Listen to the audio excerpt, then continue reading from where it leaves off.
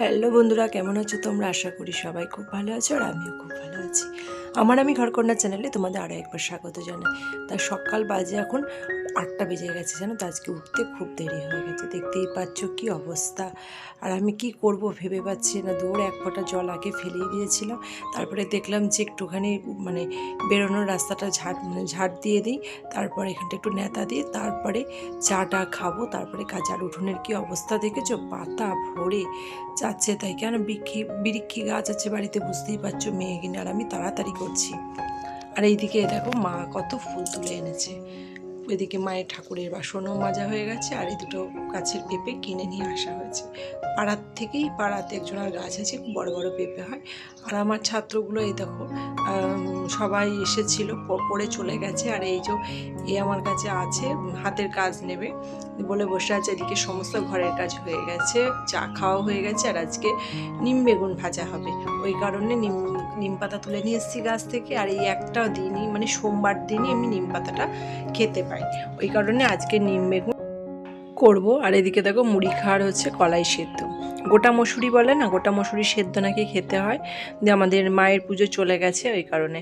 আর ওদিকে এই গোটা মসুরি সেদ্ধটা মানে রবিবার দিন করা হয়েছিল, ফ্রিজে ছিল এক বাটি, ওটা গরম করে খেয়ে নেবো সবাই। আর এদিকে দেখো রাঙা আলু ছাড়াচ্ছি আমি, রাঙা আলুর রস বড়া করবো, যেটাকে বলা হয় পান্তুয়া। পান্তুয়া ঠিক আমি করব না, কারণ পান্তুয়া করতে গেলে সুজি লাগে, আমল দুধ লাগে। আমি শুধু রস বড়াই করব। মানে এই রাঙালু কটাকে এরকমভাবে জিরে জিরে করে কেটে নিচ্ছে। আর কি বলো তো, অনেক কদিন মানে রাঙালু কাটার বয়স হয়েছে, বেশ বয়স হয়েছে, প্রায় 15 দিন হয়ে গেছে।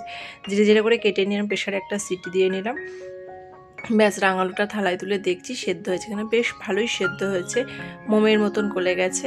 দিয়ে একটুখানি সাদা ময়দা দিয়ে মেখে নেবো ভালো করে, দিয়ে এক চিলটে নুন দেবো। আর কিচ্ছু আমি সেরকম দেবো না। আর বারে বারে ময়দা নিচ্ছি কেন বলো তো, মানে নরম হয়ে গেছে। একটু নুন দিয়ে ভালো করে মেখে নিলাম, ফাটিয়ে দিলাম, দিয়ে যেমন বড়া করে তেমনি গোল গোল করে ছেড়ে দিয়ে রস বড়া করবো। বেশি হয়নি, অল্পই হয়েছে। এক রাঙালু দিয়ে কি করব বলো, এক রাঙালু দিয়ে তোমার পিঠে হয়, ভাজা পিঠে হয়। এখন ভাজা পিঠে খেতে ভালো লাগে না, গরম পড়ে গেছে। না, রস বড়াই করে ফেলি, উঠে পড়বে। তা আমার ছেলে যেন বলছে খুব একটা ভালো লাগেনি, ওরা এইসব অতটা ভালো লাগে না, আমি ঝাল ঝাল এইসব জিনিসও বেশি পছন্দ করে। তা আমি দেখো রস করে নিলাম, একটুখানি এলাচ দিয়ে দিলাম, দিয়ে ওটা বড়া কটা ছেড়ে দিলাম, ব্যাস। দিয়ে এবার মুড়ি খেতে বসবো। সকাল থেকে তো এইসবই চলছে, খাওয়ার পর্ব, কাজ করার পর্ব, মানে কি করলে কি হয় এই সব নিয়েই ব্যস্ত সারাদিনে। দেখো আমার ছেলেকে মুড়ি মেখে দিয়েছি মিষ্টি, ও কিন্তু রস বড়া নেয়নি। আর আমি এই যে কলাই সেদ্ধটা নিয়ে নিচ্ছি, ওদিকে মা মুড়ি খাওয়া হয়ে গেছে। দেখো আমি মুড়ি খাচ্ছি বসে বসে, আর এই দেখো এই রস বড়া দিয়েই খাচ্ছি। আমার বেশ ভালো লেগেছে রস বড়াটা, জানো তো। আমি আবার তোমাদের বললাম বেশ ভালো লেগেছে। এদিকে ভাত খেতে বসেছি, মানে মুড়ি খাওয়ার আগে ভাতটা চাপিয়ে দিয়েছি, ওখানে ভাতটাও হয়ে গেছে। আর এদিকে মুড়ি খাওয়া কমপ্লিট। আর এদিকে আজকে সমস্ত সবজি দিয়ে সোয়াবিন দিয়ে একটা ঝোল করবো, জানো তো। আর ওই জন্য শিলনোড়ায় মশলাটা বেটে নিচ্ছি।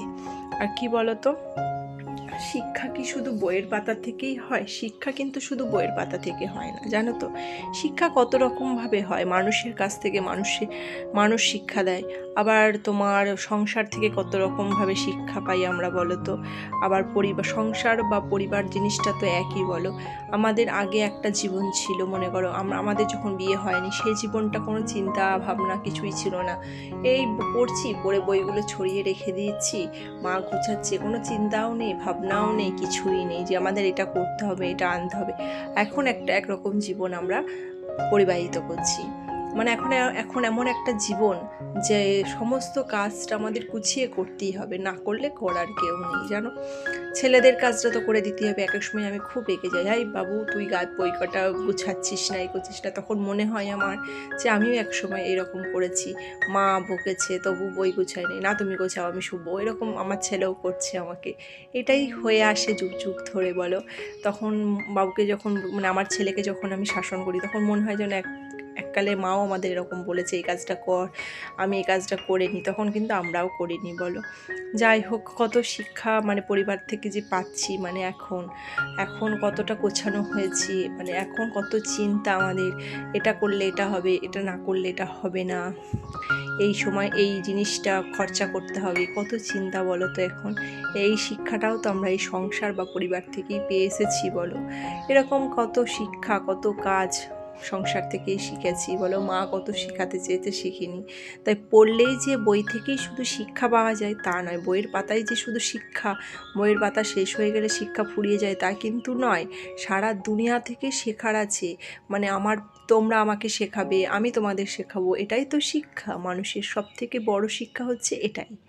তা দেখো, তোমাদের সঙ্গে গল্প করতে করতে আমার কত কাজ হয়ে গেল। মুড়ি খাওয়ার বাসন ধোয়া হয়ে গেল, লাস্ট রান্না সেই যে মানে কি বলবো, আমার হাজব্যান্ড এনে দিয়ে গেছিলো, ওই মাছ আর শেষ হচ্ছে না। আমার খুব বিরক্ত লাগছে জানো তো, এক সময় তো আমি খুব রেগে যাচ্ছি এই মাছ খেতে আমার খুব একটা ভালো লাগে, এমনি আমি মাছ পছন্দ করি না। আর এদিকে দেখো নিম পাতাগুলো কাঠখোলায় ভেজে নিলাম, পাঁপড়ের মতন মরমর করে দিয়ে বেগুন দিয়ে করব। আমার ছেলে কিন্তু একটু পাতে পারবে না, আমি দিই ওই অবধি, একটুখানি মুখে দেবে আর বলবো রে বাবার এতে তো দিয়ে ছুটে পালাবে, জানো তো কি হাসি। তা সময় তো চলেই যাচ্ছে বলো, রান্না করে নিচ্ছি তাড়াতাড়ি। আর উঠেছি দেখলেই পেলে, আজকে 8টায় উঠেছি। 8টায় উঠে যে সমস্ত কাজ কমপ্লিট করতে পেরেছি সকালের, এটাই অনেক।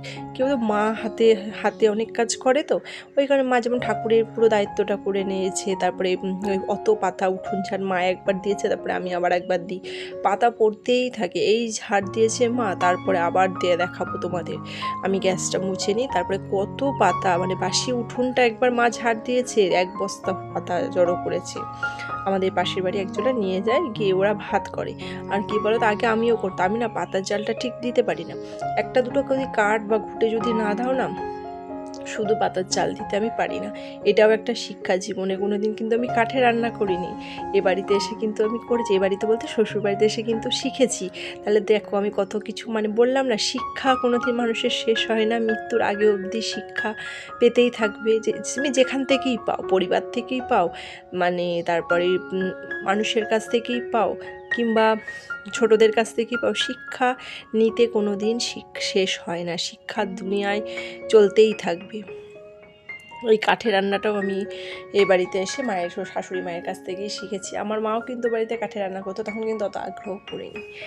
যাই হোক, এখন নিজের সংসার, নিজের জিনিস না, যে এখন যদি আমি একটু কাঠে ভাত করি, তা কী বলো তো, পাতার জাল দিয়ে না আমি ঠিক পারি না, সামলাতে পারি না, ওই কারণে পাতাগুলো দিয়ে আর করা হয় না।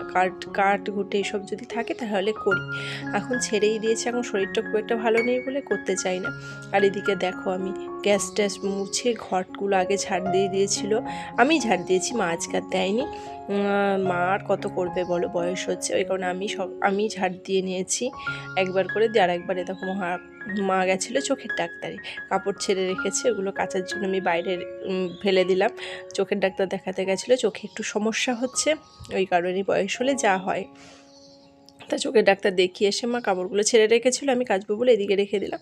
আর আমি তাড়াতাড়ি করছি, কারণ দেরি হয়ে যাচ্ছে, আবার ভাত খাওয়ার সময় হচ্ছে। আর আমার ছেলে তো আজকে স্কুল যায়নি, উৎপাত করছে, না দেখালে তোমাদের তো সবটা আমি দেখাতে পারি না, দেখানো সম্ভব হয়ে ওঠে না, মানে এত জ্বালাচ্ছে বলা যাবে না, ব্যস্ত করছে। আমি বলছি তুই আগে সকাল হলে পরের দিন স্কুল যাবি, আমাকে জ্বালিয়ে। আর দেখো কত পাতা দেখেছো, বললাম না মনে হচ্ছে যেন বাসি উঠুন এখন আমি ঝাড় দিচ্ছি 12টার সময়, তা কিন্তু নয় বন্ধুরা। উঠুন আগে কিন্তু আমার শাশুড়ি মা একবার ঝাড় দিয়েছে, দেখো বস্তা করে সমস্ত পাতা জড়ো করে রেখেছে, আর আমি তখন পুরোটা ঝাড় দেবো না, এখন দুপুর 12টার সময় এমনি উঠুন ঝাড় দেয় না। তবু বাড়িটা খুব নোংরা লাগছে জানো তো বন্ধুরা, ওই কারণে আমি দেখলাম আর একবার ঝাড় দিন। আমি জল তুলতে এসেছিলাম, জল তুলবো কি, কলতলা মই পাতায় ভর্তি, ওই কারণে বালতিগুলো নামিয়ে দিয়ে আমি একবার দেখলাম ঝাড়টা ফরম করে দিয়ে নিই। আর কী বলতো, মুড়ো ঝাঁটাটা দিয়ে ঝাড় দিলে না পাতাগুলো যায়, আর লতানো ঝাঁটা দিয়ে যদি ঝাড় দিই না পাতাগুলো যেতে চায় না। আর এগুলো সব কিন্তু দেখো মেহগিনি গাছের পাতা, এই বছরেই একবার চৈত্র মাস বলে না পাতা ঝরা দিন, এইরকম খুব মানে জ্বলন, এই ঝাড় দিচ্ছি ঝ করে, সেই কেমন একটা বৃষ্টি পড়ার মতন যখন পাতাগুলো পড়ছে, এই কী হলো শন করে পাতাগুলোর কি আওয়াজ যখন পড়ছে, দেখো কত আমি জড়ো করলাম। তাও আমি আশপাশ কিচ্ছু ঝাড় দিইনি, শুধু এই কলতলা দিয়ে সামনাসামনি একটু ঝাড় দিয়েছি, আবার বিকেলে একবার দিলেই হবে। তো দেরি হয়ে যাচ্ছে, তো স্নান করবো, তারপরে আবার খাবো, ওই কারণে এই ওপর খানিকটা ঝাড় দিয়ে এদিকটা রেখে দিলাম, আবার বিকেলবেলায় ভালো করে ঝাড় দিয়ে বস্তায় পুড়ে রাখবো।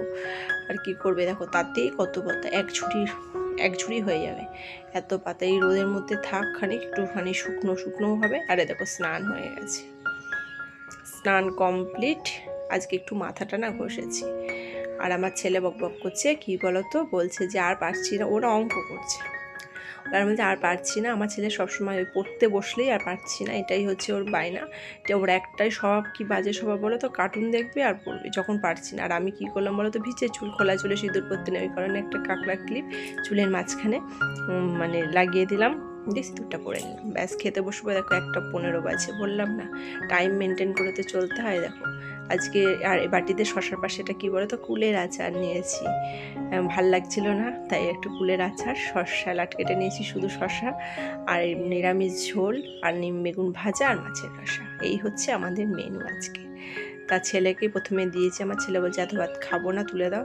ওর ভাতটা বাড়ার পর আমার আর মায়ের বেড়ে নিয়ে খাবো। তা চলো বন্ধুরা, ভাত বাড়তে বাড়তে ভিডিওটা আমি এখানেই শেষ করে দিই। যদি আমার ভিডিওটাতে কিছু ভালো লেগে থাকে তাহলে একটা লাইক করে দিও। তোমরা সবাই সুস্থ থেকো, ভালো থেকো, সাবধানে থেকো। দেখা হচ্ছে অন্য একটি ব্লগে, অন্য আর একটা দিনে। টাটা।